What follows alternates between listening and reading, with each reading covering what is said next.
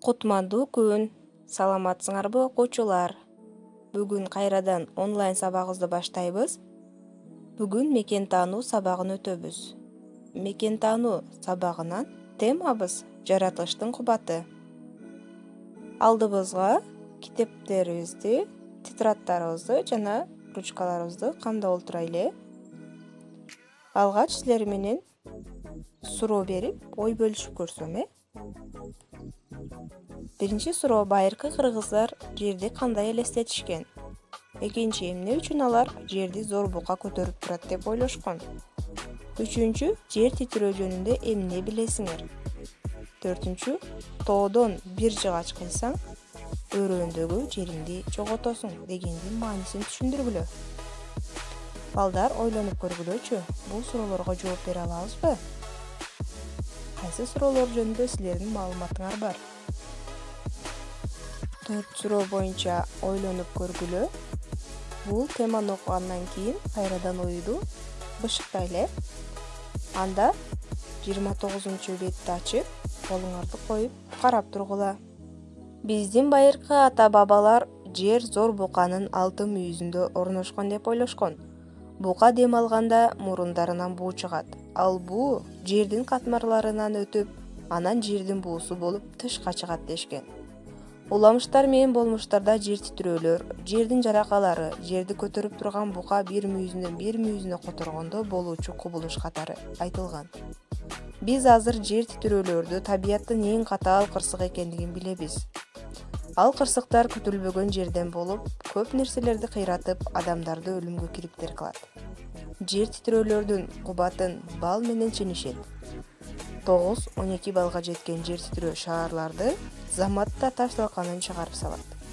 Биздин өлкө 9 балдуу зонада жайгашкан. Вулкандын атылышы менен жер алдынан дүңгүрөгөн үн чыгып, жер титирөө болот. Айлананы тонналаган күл каптап калат.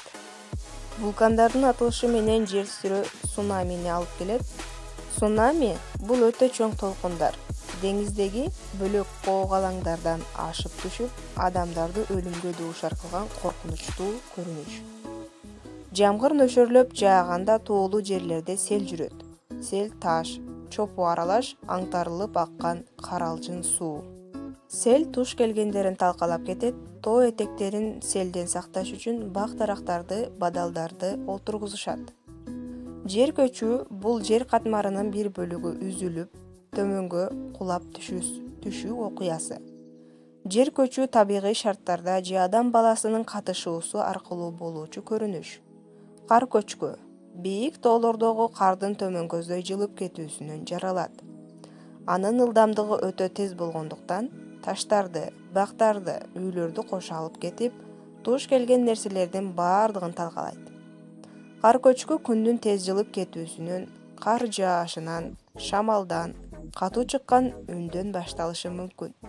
Сел менен жер көчкү Кыргызстандын көп жеринде болушу ыктымал. Мисалы, Бишкек, Ош жолунда кар көчкүнүн коркунучу көп.